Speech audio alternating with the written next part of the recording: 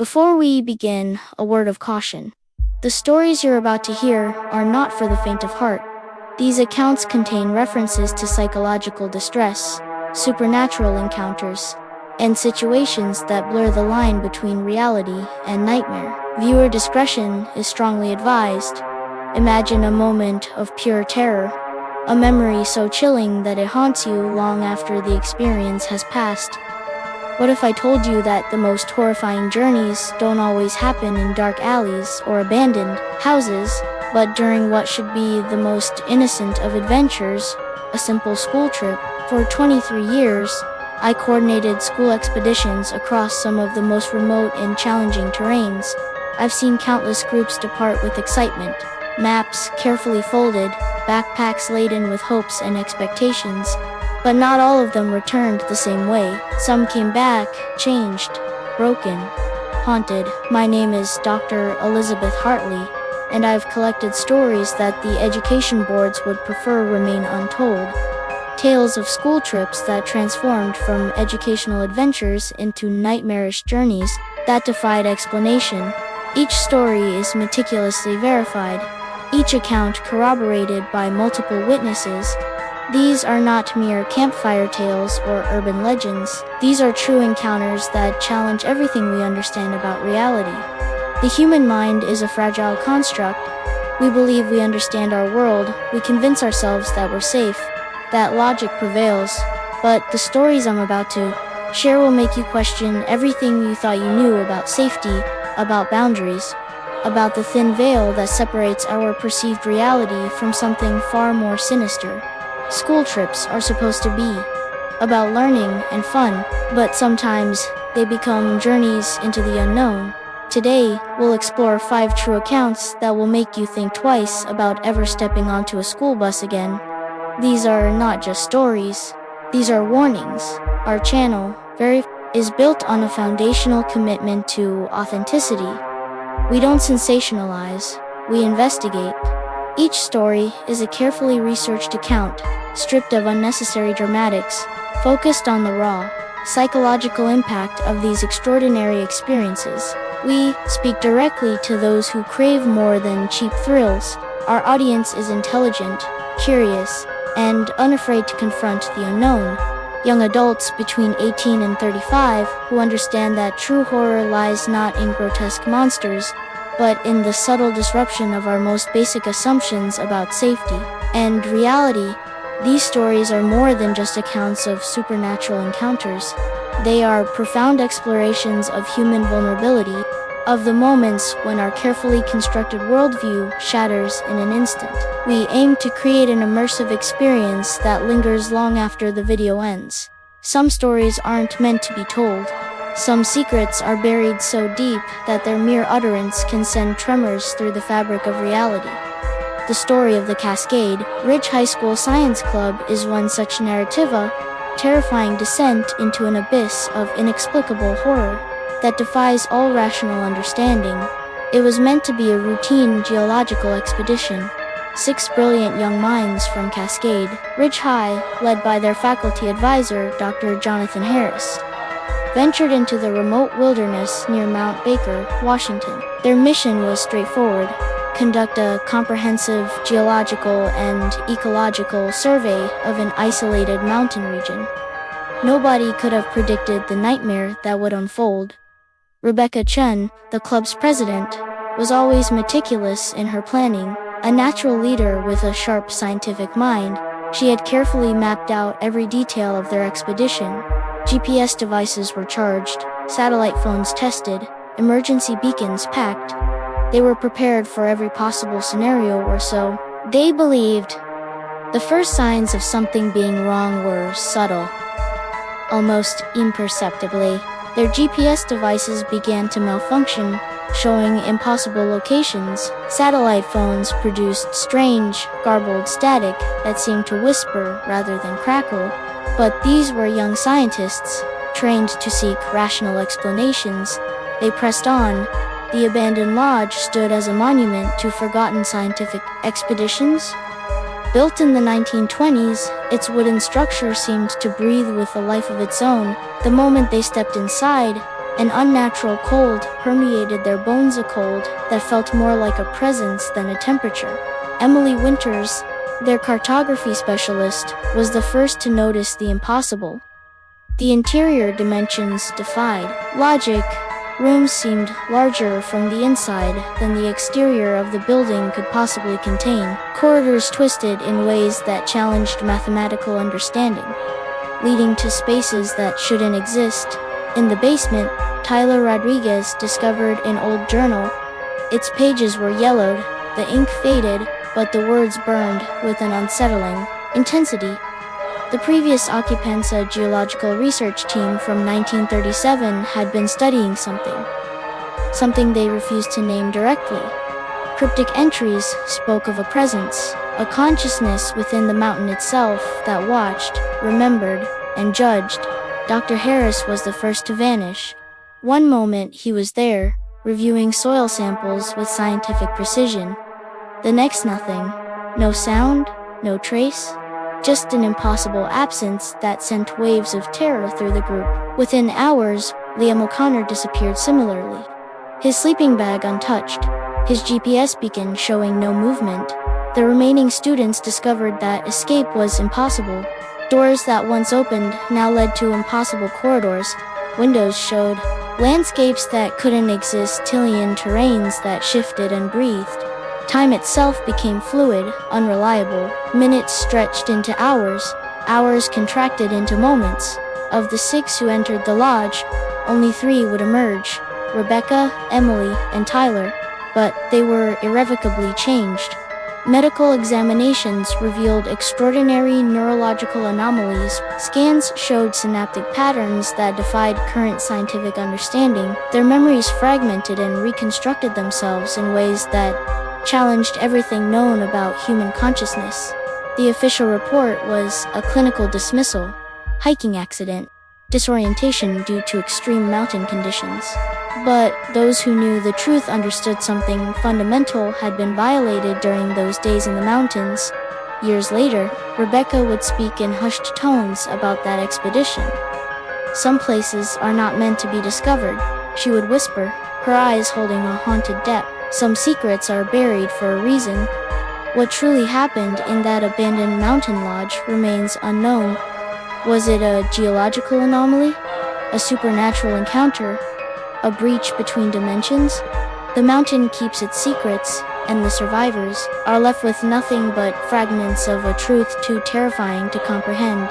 There are moments in scientific exploration when the boundary between research and nightmare becomes perilously thin. The desert temporal anomaly of 2012 remains one of the most inexplicable incidents in modern academic history, a story that continues to haunt the corridors of universities and send chills through the scientific community. The expedition began, innocently enough. 4 graduate anthropology students from Arizona State University embarked on what seemed to be a routine archaeological research trip to the remote desert regions of New Mexico.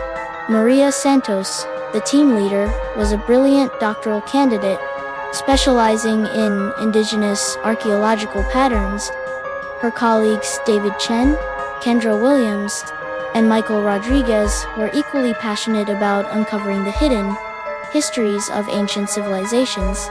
Their research focused on a particularly enigmatic area near the borders of an indigenous reservation. Local legends spoke of a place where time behaved differently, where days could pass in moments, and moments could stretch into lifetimes. Most academics dismissed these stories as mere folklore. Maria saw them as an opportunity for groundbreaking research. The first signs of something extraordinary came 3 days into their expedition. Their GPS devices began to malfunction in ways that defied technological explanation. Coordinates would shift randomly, timestamps became erratic, jumping forward and backward with no logical pattern. Battery-powered equipment would drain instantaneously, then mysteriously recharge without any apparent power source. Michael was the first to notice the landscape changing. Landmarks they had meticulously mapped would disappear, replaced by terrain that seemed both familiar and impossibly alien. Rock formations would subtly alter their shape when not directly observed. The desert itself seemed to breathe to remember to watch. Their archaeological site was an unmarked location with minimal surface-level evidence. Ancient pottery shards, barely visible petroglyphs, and unusual geological formations suggested a civilization far more complex than previous research had indicated.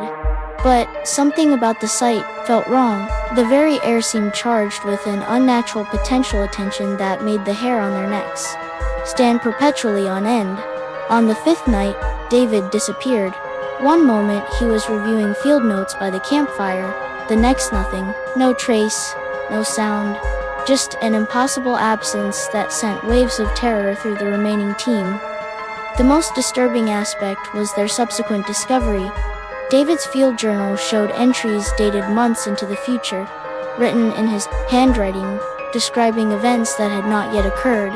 Kendra began experiencing time differently. She would momentarily see herself from multiple perspectives, past, present, future versions of herself existing simultaneously.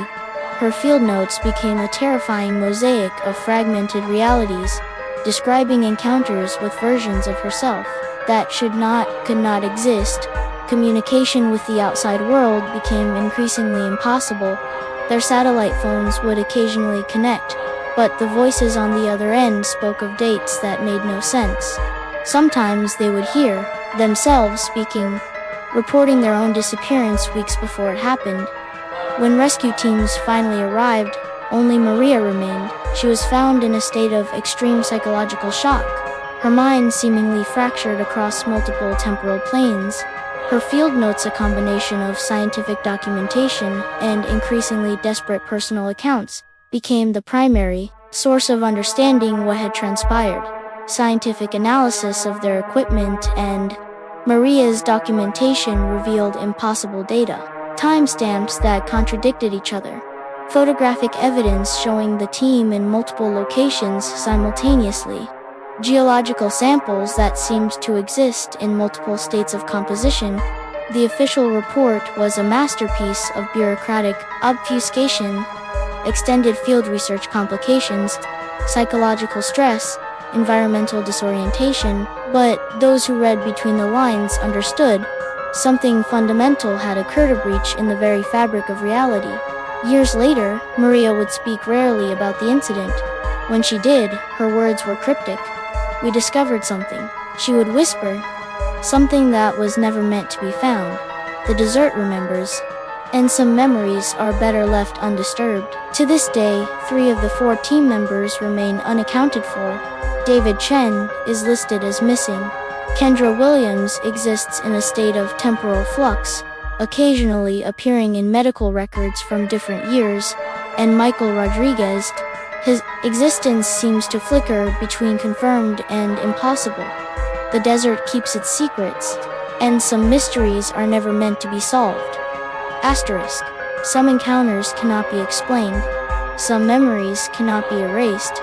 The Cascade Forest incident of 2007 remains one of the most chilling unexplained events in the history of middle school outdoor education, a story that would forever change the lives of 12 young students and their 2 chaperones. Silverwood Middle School's annual wilderness expedition was supposed to be a routine educational experience. 12 eager 13-year-olds, 2 seasoned teachers, and a landscape that promised adventure and learning. Nobody could have anticipated the terror that would unfold in the dense forests of the Pacific Northwest.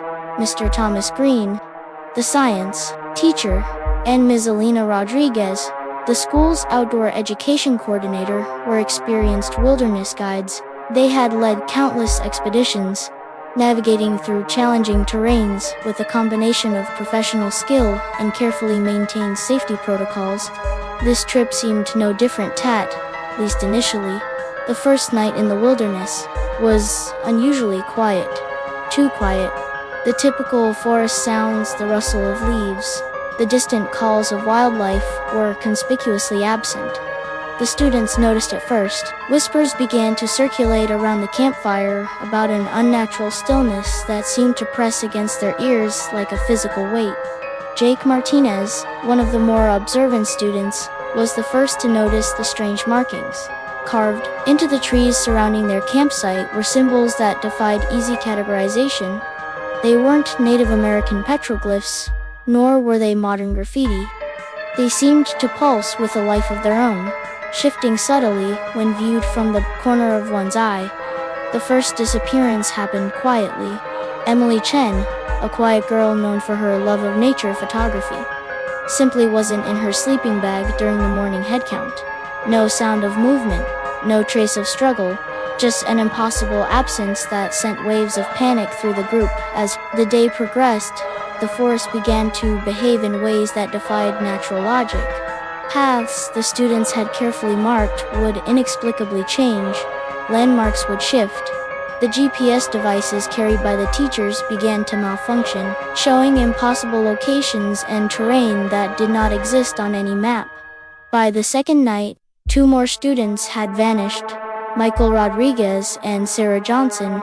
Their disappearances were as silent as Emily's. No calls for help, no signs of disturbance. It was as if the forest had simply consumed them, leaving nothing but an unnatural silence in their wake. The remaining students began to experience something that defied rational explanation. Whispers would emerge from the treesy, voices that sounded like children, but not quite human. Voices that spoke in a language that was both familiar and completely incomprehensible. Some students claimed to see figures moving between the trees, shadowy forms that were neither animal nor human. Mr. Green and Ms. Rodriguez fought to maintain order, but even they could not deny the growing sense of unreality. Their attempts to contact the outside world failed. Satellite phones produced only static. Radio communication became impossible. They were utterly alone in a landscape that seemed to be actively working against them. On the third night, the forest revealed its true nature. The remaining students reported seeing multiple versions of themselves, some older, some younger, some completely unrecognizable. The boundary between individual and environment began to blur in terrifying ways. When the rescue teams finally arrived, only 7 students remained. The forest seemed to have selected its victims with a deliberate, almost intelligent precision. Medical examinations revealed nothing conclusive, no physical trauma, no clear explanation for the disappearances. Psychological evaluations of the survivors painted a disturbing picture. Each student spoke of the forest as a living entity. They described a consciousness that watched, that remembered, that selected. Their accounts were consistent in their terrifying detail, yet completely impossible to verify. Years later, the survivors would rarely speak about the incident. Those who did would describe a profound connection to the forest, a sense of being marked by something ancient and unknowable. Some claimed to still hear the whispers. Some spoke of occasional glimpses of their missing classmates, seen for just a moment, always just beyond reach. The official report was a masterpiece of bureaucratic obfuscation. Extreme environmental conditions, psychological stress, disorientation. But those who read between the lines understood something fundamental had a breach between our understanding of reality and something far more complex. Sarah Johnson's mother would later say, "In a rare moment of openness, the forest takes what it wants. And sometimes what it wants cannot be understood." To this day, the disappearances remain officially unsolved. Emily Chen, Michael Rodriguez, and the other missing students are listed as missing persons. The forest keeps its secrets, and some mysteries are never meant to be solved. Asterisk. History is not always a collection of silent artifacts. Sometimes the past breathes, sometimes it hunts. The Metropolitan Historical Museum's student expedition of 2015 would become a testament to the dangerous line between historical research and supernatural encounter. The art history class from Greenwood Preparatory Academy was unlike any other. Advanced students selected for their exceptional academic prowess. They were led by Dr. Helena Blackwood, a renowned curator with a reputation for pushing the boundaries of historical investigation. Their destination was the museum's restricted archives, a collection of artifacts so sensitive, so potentially volatile, that few had ever been granted access. Rachel Chen, the class valedictorian, had been particularly excited about the expedition. Her fascination with historical artifacts bordered on obsession. She had spent months preparing, studying the museum's restricted collection, developing a comprehensive research proposal that had impressed even the most skeptical museum administrators. The museum after hours was a different world entirely. Rows of glass cases stretched into darkness, artifacts seemingly watching with an almost sentient awareness. The class's initial excitement quickly gave way to an inexplicable sense of unease. The air felt heavy, charged with something beyond mere historical significance. Their first discovery came from an unremarkable display case containing a collection of indigenous ritual masks. Dr. Blackwood explained their historical significance, but something felt wrong. The masks seemed to shift when no one was looking directly at them. Students reported hearing faint whisper sounds that seemed to emerge from the artifacts themselves. Michael Rodriguez, typically the most skeptical of the group, was the first to experience a direct encounter. While examining a particularly ancient ceremonial dagger, he reported a sudden sensation of being watched. More disturbingly, he claimed the artifact's reflection in the glass case showed a figure standing behind him, a figure that was not part of their group. As the night progressed, the line between observation and possession began to blur. Students started reporting memory lapses. Some would find themselves standing in different sections of the museum with no recollection of how they got there.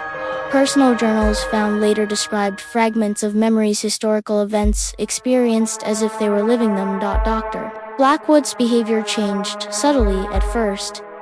Her explanations about the artifacts became more passionate, more personal.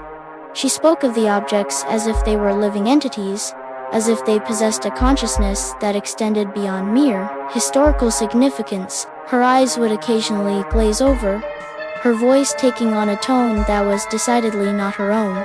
The turning point came during their examination of a recently discovered collection of occult artifacts from a disbanded 19th century research society. The objects seemed to pulse with an internal energy. Electromagnetic equipment brought by the students began to malfunction dramatically. Compasses spun wildly. Electronic devices displayed impossible readings. 3 students disappeared within a matter of hours. No alarms were triggered, no signs of forced movement. They simply were not where they had been moments before. The remaining students found themselves trapped in a museum that seemed to be reshaping itself. Corridors twisting in impossible geometries, display cases rearranging themselves. When no one was watching, surveillance footage from that night revealed nothing conclusive. The cameras would occasionally cut out, showing only static. When functional, they captured fragments that defied logical explanation, shadows moving against natural physics, artifacts seemingly changing position without human intervention. When the rescue teams finally entered the museum, only 4 students and Dr. Blackwood remained. Their psychological evaluations were unprecedented. Each spoke of experiencing multiple historical periods simultaneously. Their memories were fractured, containing detailed recollections of events that had occurred decades, even centuries earlier. The missing students were never found. Official reports suggested a combination of mass hysteria and environmental disorientation. But those who reviewed the complete documentation understood something more profound had occurred, a breach between historical preservation and supernatural manifestation. Years later, Rachel Chen would occasionally speak about that night. Her words were cryptic, filled with a mixture of academic precision and profound terror. Museums are not just repositories of history, she would say. They are living memories. And some memories are not meant to be disturbed. The Metropolitan Historical Museum maintains strict restrictions on the collection involved in the incident. Certain display cases remain permanently closed. Certain artifacts are never to be examined too closely. Some histories are better left unremembered. Some expeditions are not meant to be undertaken. Some discoveries are better left buried beneath layers of ice and forgotten ambition. The Arctic Research Station incident of 2011 remains one of the most classified and disturbing scientific explorations in modern history. The advanced research team from the International Polar Scientific Consortium was comprised of 5 of the most brilliant minds in their respective fields: Dr. Elena Volkov, a renowned climatologist; Dr. Marcus Chen, a cutting-edge quantum physicist; Dr. Sarah Rodriguez, a specialist in extreme environment biology; Dr. Jacob Williams, a geological engineer; and Dr. Aisha Patel, a neurological researcher with an unprecedented track record of breakthrough discoveries. Their mission was deceptively straightforward: a comprehensive study of climate change effects in the most extreme environment on our planet. The remote research station, located in the heart of the Antarctic wilderness, was designed to withstand the most brutal conditions imaginable.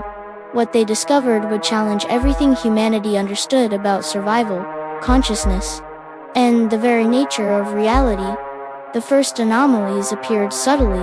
Instrument readings began to show impossible data.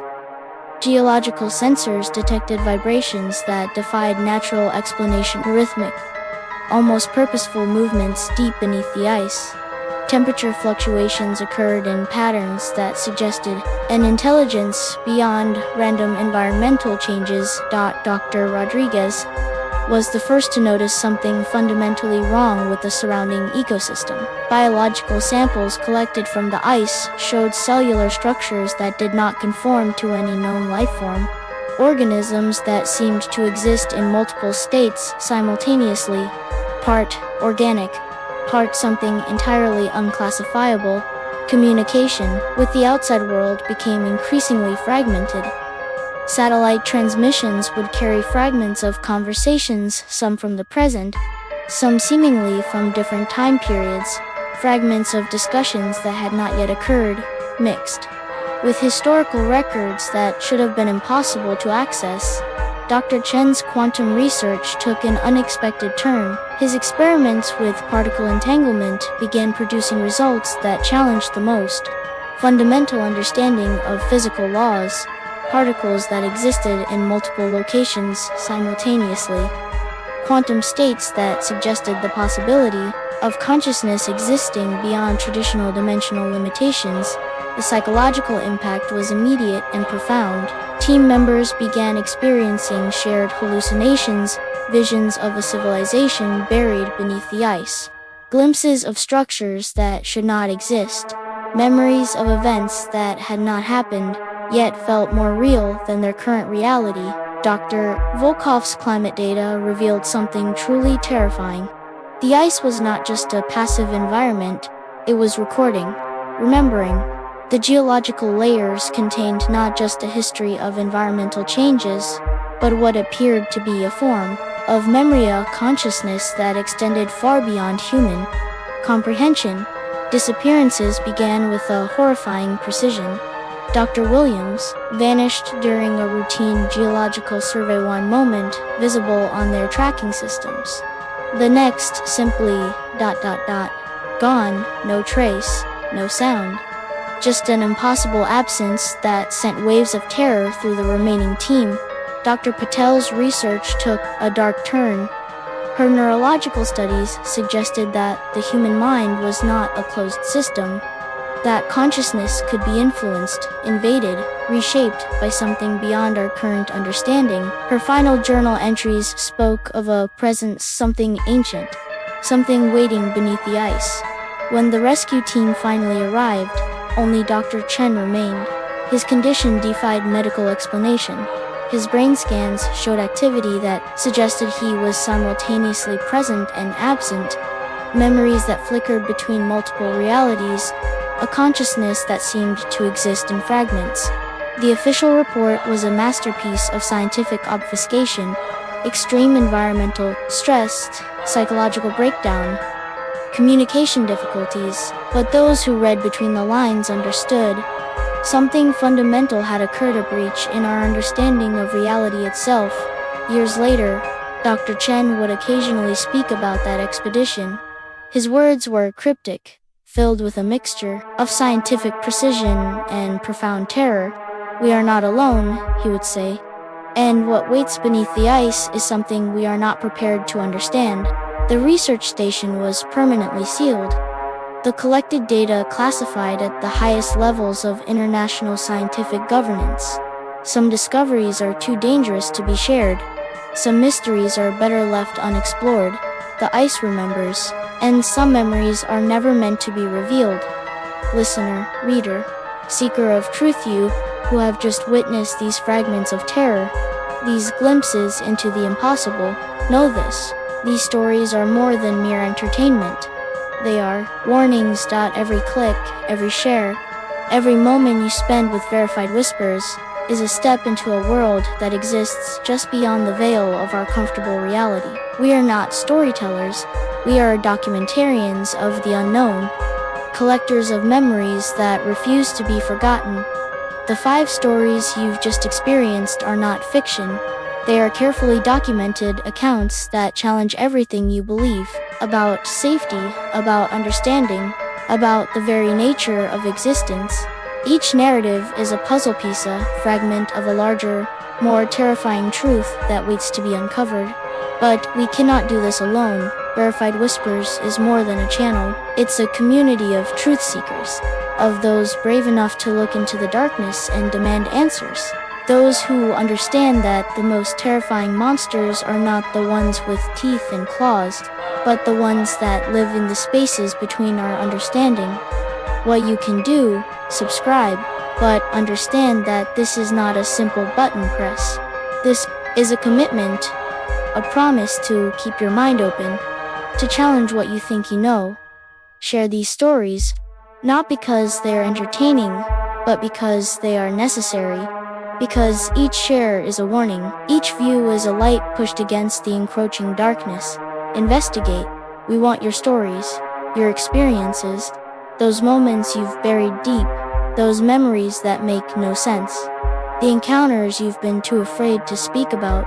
Our inbox is a sanctuary for the unexplained. Our community is a lifeline for those who have witnessed the impossible. To those who have survived, to those who are still searching, to those who refuse to look away, we are here. Comment below. What story terrified you the most? Have you experienced something similar? What secrets are you holding on to? The truth is waiting. Are you brave enough to listen? Hit that subscribe button. Turn on notifications. Share our channel, because some stories are not meant to be forgotten. Some truths refuse to remain silent. Verified Whispers, where the unknown becomes undeniable.